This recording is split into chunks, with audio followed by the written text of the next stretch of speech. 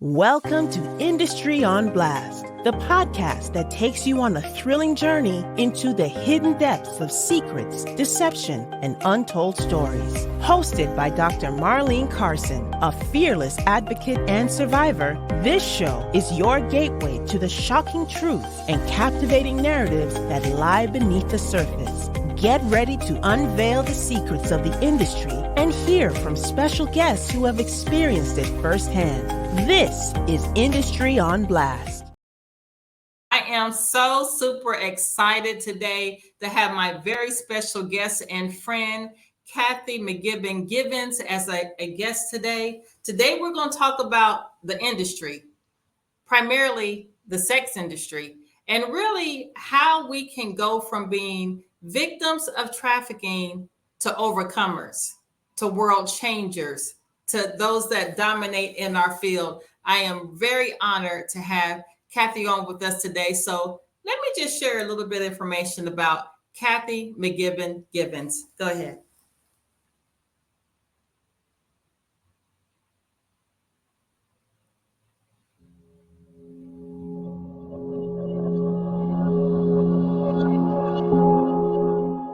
The type of manipulation that my former trafficker used on me was building a false sense of trust and belonging. He was patient in the process of breaking me down, and once he did, I became his product. I didn't know what trafficking was at the time, so I didn't know what was happening to me. I just thought that I was in a really bad situation, or what I thought was a bad relationship. It was a painful experience, and there were a lot of scary days, scary moments. But what was even more terrifying to me was facing reality after I was able to get out of that situation. I had people all around me, but no one that could understand what I had been through. So there was this unspoken expectation for me to process what I had been through, deal with the mental, emotional, spiritual, and physical trauma by myself, learn what human trafficking was. And at that time, I was learning how to be a parent and be a normal, professional member of society all at the same time. For me, everything was hard. Getting a good job, keeping an apartment, finishing school. If not for my faith in God, I'm positive I wouldn't be where I am today.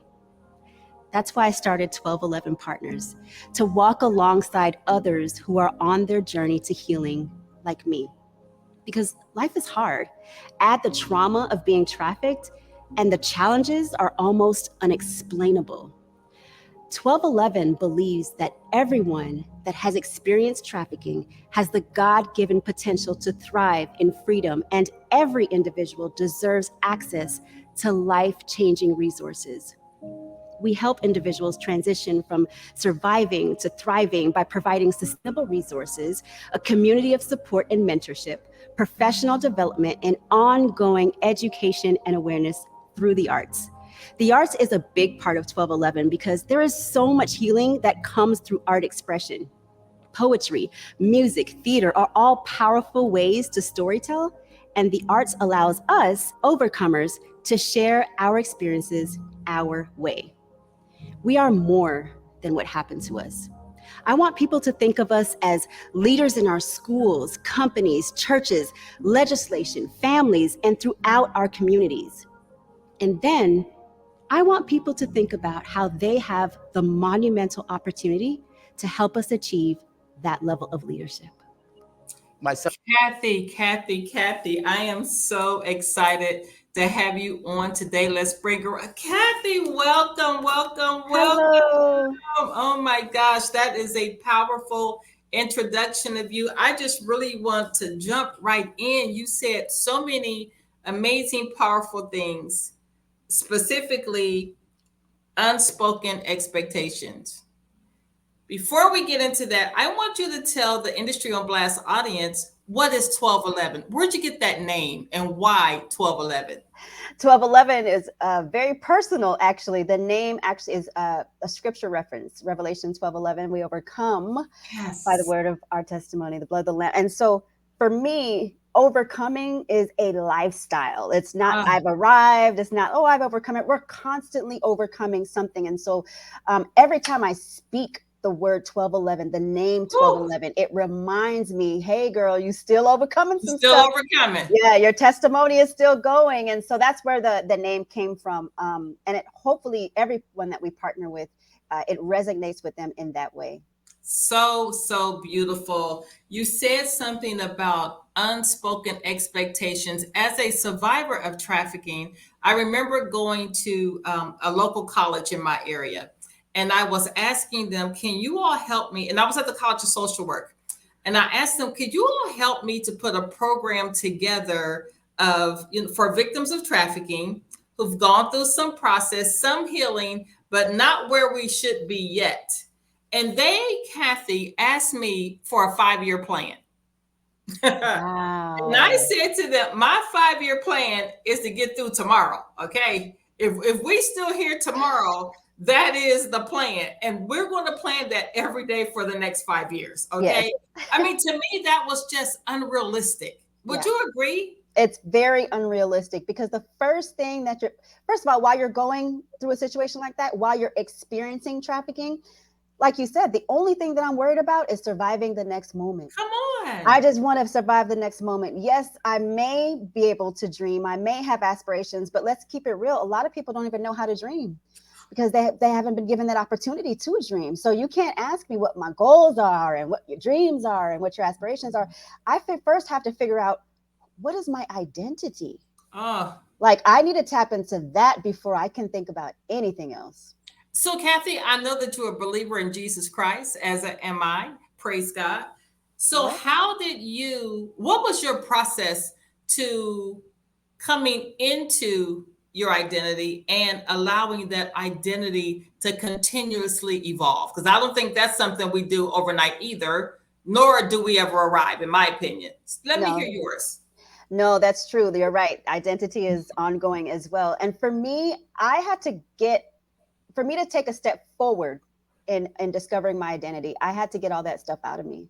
Wow. I had so much trauma. I had so much stuff that I was dealing with in silence. I didn't know how to communicate what had happened to me. I just, and I wore the shame and the guilt, as many do, the shame and the guilt of, like, I was just this bad, dirty girl. Like, I don't know, how did my life end up like this? But I had to get all that stuff out of me, including the shame and the guilt. And that, for me, my form of healing came through writing and just writing it out. It was like a diary to God, That's awesome. Just telling him what I had been through. And even though he knew, it felt really good to get it out. Then I started sharing. And not because I wanted everyone to know my business. I was actually very embarrassed. Just keep it real. I was just very embarrassed. I didn't want anybody to know what I had been through. But God kept sending me these people, one by one, just women that I would either work with or just pass them by, and they would say, hey, I feel like I can trust you. I feel like I can talk to you about what's going on in my relationship. Yeah. And then immediately I started to use, I realized that I had weapons. Now I had weapons to help them fight. And that weapon was my testimony and my story. So for me, that's how the healing process and discovering my identity happened. I realized that I wasn't what happened to me, but God could absolutely use it for good.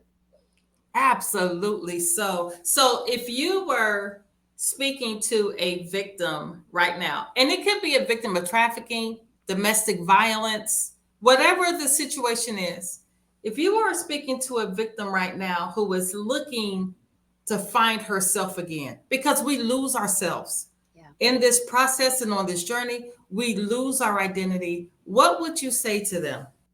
Take your time and give yourself grace. Your time. I would absolutely say take your time and give yourself grace.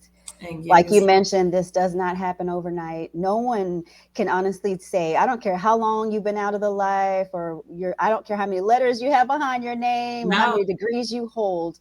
We're still on this journey of discovering. So give yourself grace to discover who you are and take your time with it. And it's okay if everyone around you is like coming into their newness and you're not. It's okay, because your journey is your journey. Well, I wish you were in my life 20 years ago and said that to me. Because I think about, I actually went to school, got some letters behind my name, did all this stuff. And for real, it for what? Yeah. It wasn't who I am. It wasn't who God created me to be. And so, yeah, I can use the letters, but it was a waste of my time. Because at that time, when I was coming out of the life of trafficking, I wasn't told, Marlene, let's sit, let's get some help. And as a matter of fact, I was told, don't tell anybody. Because, Yeah. I come up from that era, what goes on in the house stays in the house. Yeah. And so we weren't allowed to really talk much about it. And then I also came up, Kathy, in that era where Black people didn't go to counseling. Right. And so I didn't have a lot of options to release or to share or to get the anger. I was angry. Yes. I was so angry. So that is very, very powerful. So as Kathy stated, if you are a survivor of anything, I don't care what the situation is, give yourself time and give yourself grace. That was something I definitely did not do. Oh my gosh. Okay, so I have another question. What were the unspoken expectations that you felt personally that were put on you? I had to show up. I had to show up and be a mom. I had to pay bills. I had to show up and be a upright citizen in society. I had to be a good church member again. I had to, I had to show up. And that was unfair. And it's still unfair to many individuals that are coming out now because guess what, Marlene, like you said, you got the letters and all the things, and we don't have time to process because bills still have to get paid. People still have to eat. People still need shelter. So when I get out, when someone gets out, they're immediately thinking about, okay, like how am I going to support myself? I need resources. How am I going to support my family? And so what happens is we take the best thing. We settle for the best thing in the moment, which the best thing in the moment might not be the best thing for us. Come on. We haven't even discovered who we are yet because we didn't have time. So that best thing may not be the healthiest thing. And that may not be the healthiest thing. We need time. And that's, it's easier said than done. The only way that we can have time and grace is if we have the right resources to help people and give people the time and grace. But it's really unfortunate, right? It's really unfortunate that it has to be that way for many people. And it was that way for myself as well. So by the time I had, figured out what was going on with me and why I was so angry and so emotional all the time, and, my poor children, lashing out at my children, don't know why I'm blanking out with all this trauma. By that time, I had already done a lot of damage, with myself and with the people around me. So because I didn't have time. I had to just take the next job at Home Depot. I had to take the job at Office. I had to take the job as a receptionist or fast food. I had to just take anything. That's right. It's survival. So that's how, for me, it was survival still. It was a different type of survival, different type of game. But yeah. But we didn't have many options when we came out the life. No. And so, like you said, you're still in survival mode. Yeah. So as part of BLAST, Black Leaders Against Sex Trafficking, our entire agenda is getting victims. Again, doesn't matter what you're a victim of. We primarily focus on traffic victims. But our agenda is to get you from that survival mode into the process, because it's still a process of thriving. You know what I'm saying? I love the fact that you're into the arts. Well, I absolutely love that. Now, I can't sing, dance, or play piano, okay? I can't do none of that. But I love it when I see people express themselves and communicate and get all of those things out. Yeah. So what ways? I saw on the video singing, poetry. How do you offer those services to your clients?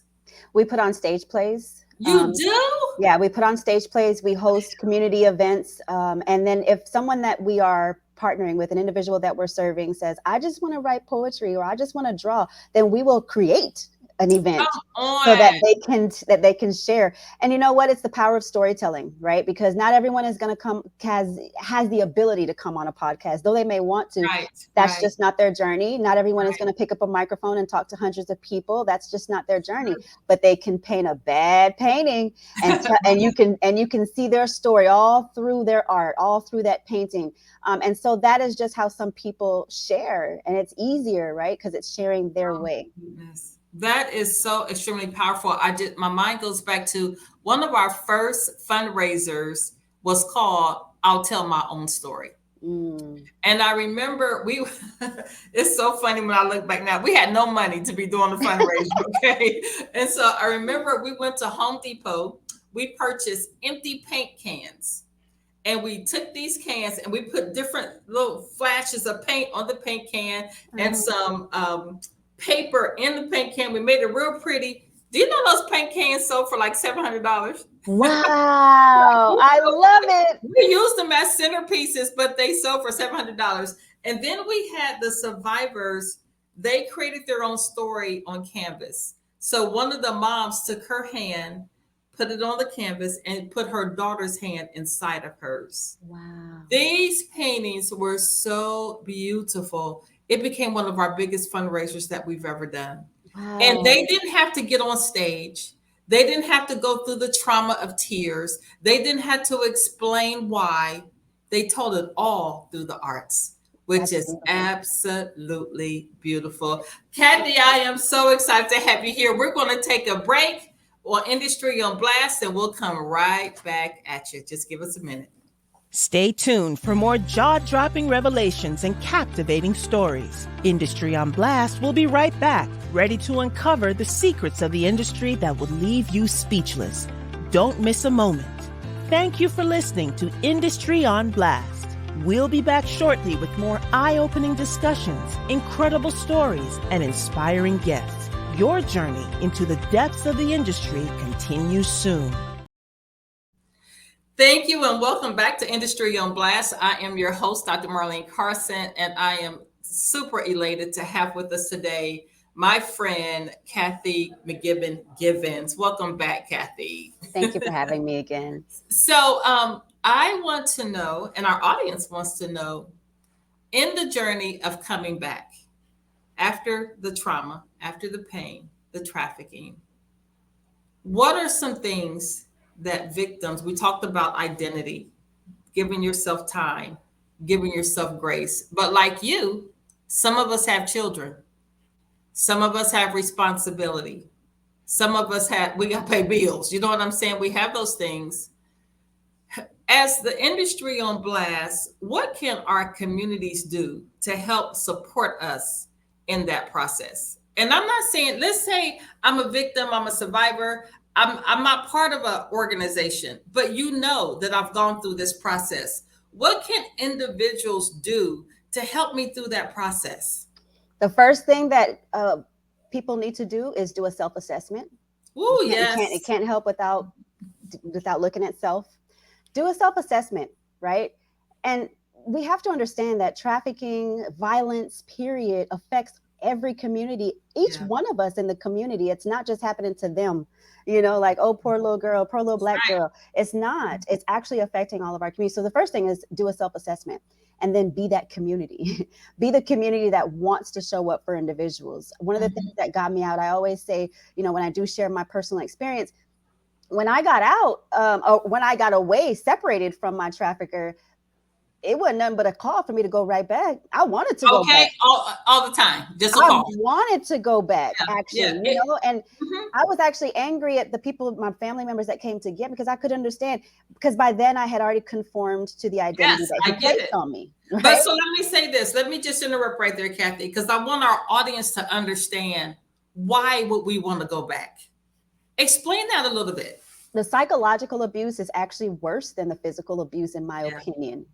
In a lot of times, in a lot of ways, because the psychological abuse, people that doesn't leave scars. So people can't understand. It's harder to get resources for psychological abuse because I can't see it, right?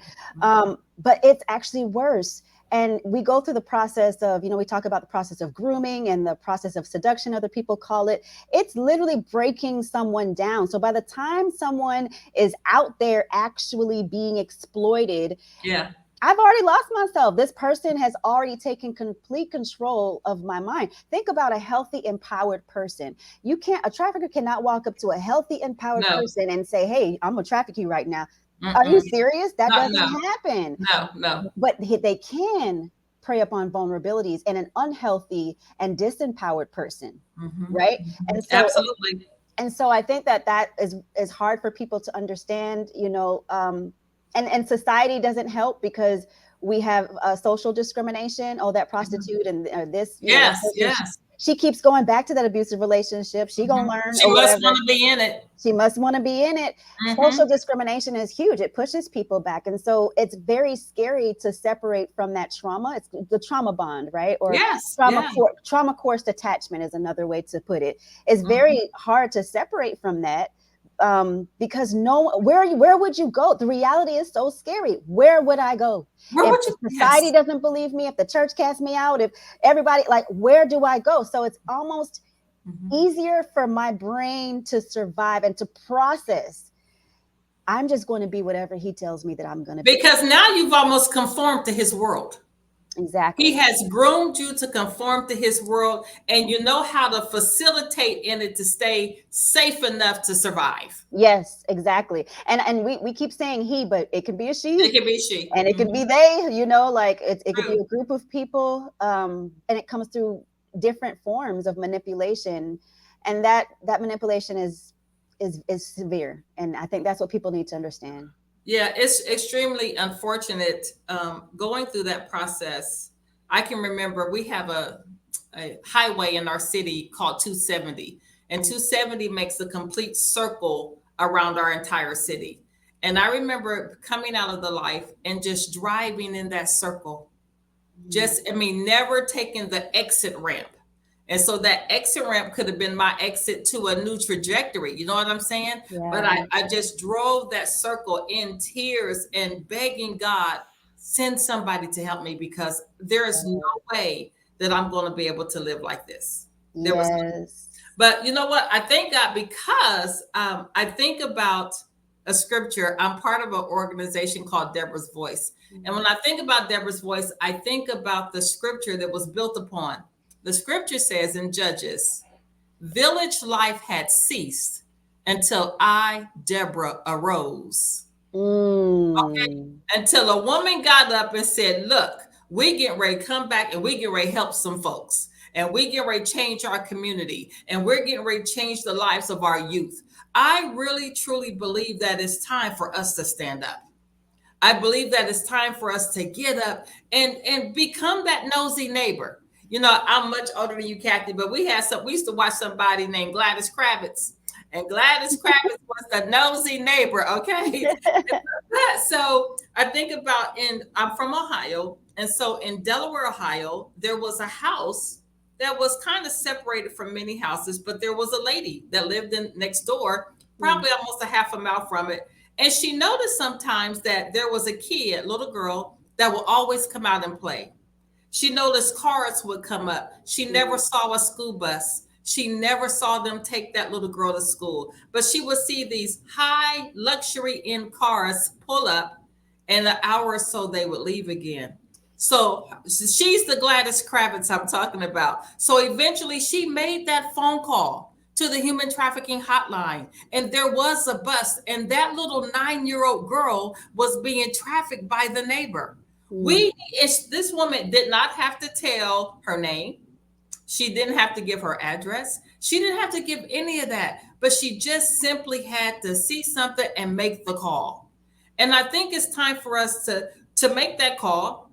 And then I also think for that little girl, what is her life going to be like now? Who's going to help her to restore some quality of life? Yes. Some trust again, some skills, because being trafficked at that young age, at least for me, and I like to hear your story as well, but for me, when I came out to life, I thought I had no value. I thought I was worthless. And so I remember when someone came and said to me, I'm going to take you to get a job. Well, what you going to teach me? You know what I'm saying? Exactly. So they actually, Kathy, this guy sat me down, had a typewriter. Y'all know I'm old. He had a typewriter, right? And he's asking me, what did you do in the life? Tell me what your day to day looked like. And as I'm explaining him my day to day, he's typing up, right? He takes this paper out, he throws it at me, Kathy, and he says, now here, go get a job. I looked at this paper. It said customer service, sales and marketing, public relations. I said, I didn't do none of this stuff you said. He said, no, that's exactly what you did. Yeah. Because if you would have had traditional training, these are the things that you would have trained for to do what you had done.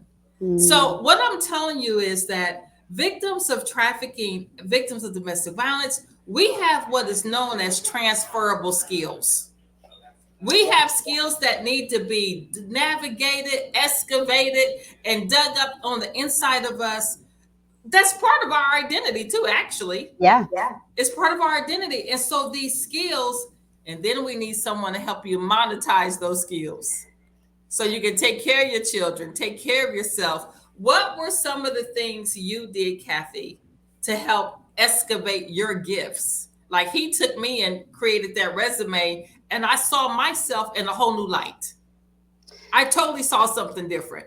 I was able to dream again. Yeah. I was able to dream again. What did you do to help get your creativity rolling again? You know what I'm saying? Yeah. I think for me, creativity has always been my outlet, even when I Okay. was in the game.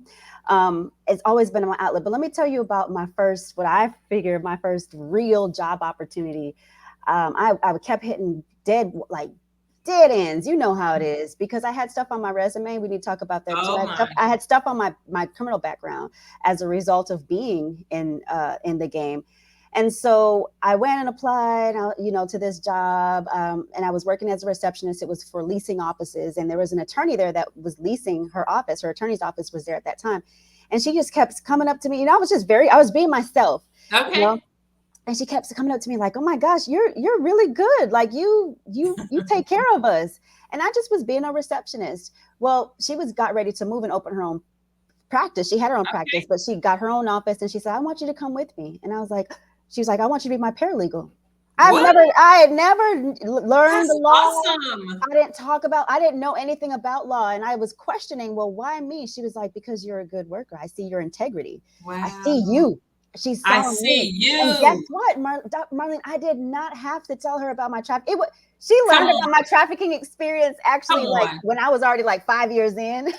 Oh my And she was God. like, Kathy, like, Oh this my is your story. And I gosh. was like, yeah, like, and then, I left her office and went to jump full time into this movement, to fight trafficking. And that's when she started. And she's still learning to this day, like all the things. And she's like, I would have never known.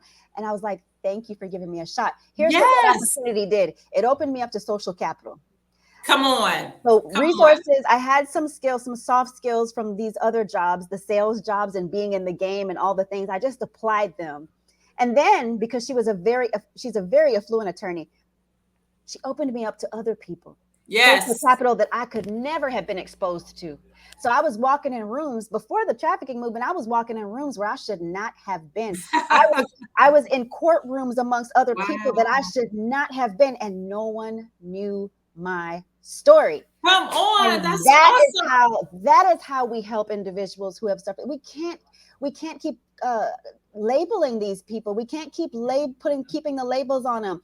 I love survivor. I love it. I love the terminology that we've come up with. I even love overcomer. But before then, I'm Can Kathy. I just be me? I'm Kathy. See me for that. And so I think that we need to, really talk about second chance opportunities for people Yeah. that do have criminal records and people that Yeah. don't have credit. And we need to see people for people. And that takes time. And I think just because we live in a microwave society, we don't have the patience for it.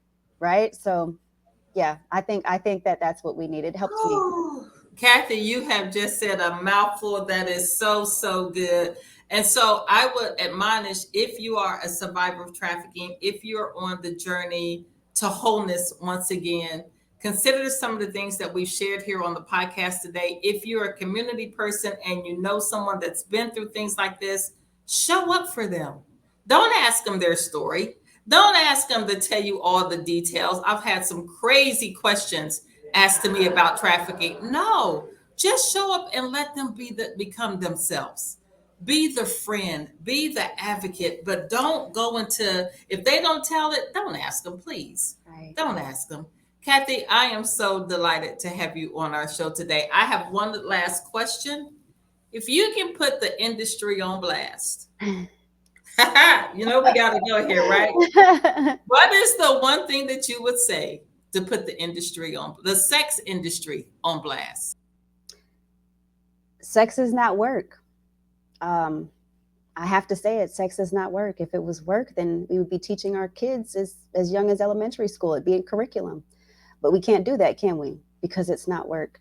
And so I think that agenda needs to be addressed. And I think we need to be honest with ourselves about, sex work and the equality model. We need to take a better view of that, a better review of what that is and what that means for individuals who do experience trafficking. So that's what I would say. Kathy, thank you so much for joining us today. And thank you all for listening to us on Industry on Blast. We are coming back at you for another segment in about 20 minutes here, actually. So Kathy, thank you again. We appreciate you. Thank you so much for sharing your story. And God bless you. We'll continue praying for 1211 and Kathy McGibbon. Thank you. Thank you for having me. Thank you. Let's go to the ending. That concludes another mind-blowing episode of Industry on Blast. Thank you for joining us on this riveting exploration of the industry's secrets. Be sure to subscribe and never miss an episode as we continue to unveil the truth. Visit our website at www.blastnetwork.com to catch up on previous episodes and stay connected. If you have a story to share or are interested in becoming a sponsor or guest, we want to hear from you. Together, we can ignite change and create a world free from the shadows. This is Industry on Blast, signing off. Keep shining a light on the truth.